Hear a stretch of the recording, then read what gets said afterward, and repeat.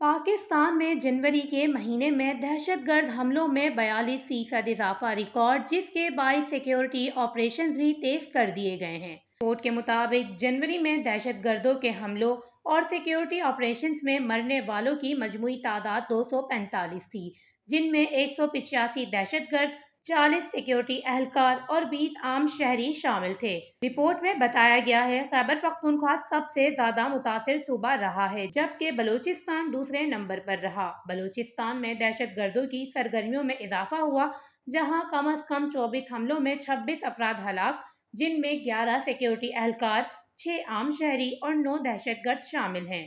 خیبر پختونخوا کے آباد اضلاع میں باغیوں نے 27 حملے کیے، جن کے نتیجے میں 19 افراد ہلاک، جن میں 11 سیکیورٹی اہلکار، 6 عام شہری اور 2 دہشت گرد شامل تھے۔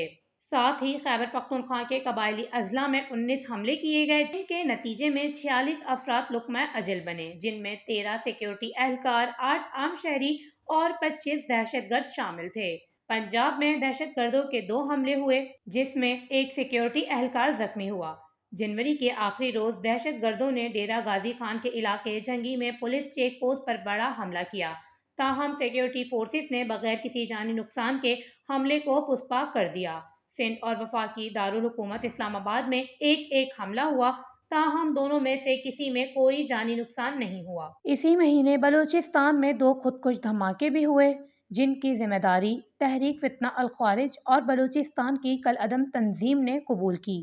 دراصل سیکیورٹی فورسز نے بلوچستان اور خیبر پختونخوا میں کارروائیاں تیز کرتے ہوئے خیبر پختونخوا کے قبائلی اضلاع میں 67 اور اس کے آباد علاقوں میں 71 اور بلوچستان میں 47 دہشت گردوں کو ہلاک کیا۔ دونوں صوبوں کے متعدد حصوں میں انسداد دہشت گردی کے چھاپوں کی اطلاعات موصول ہوئی ہیں۔ وش نیوز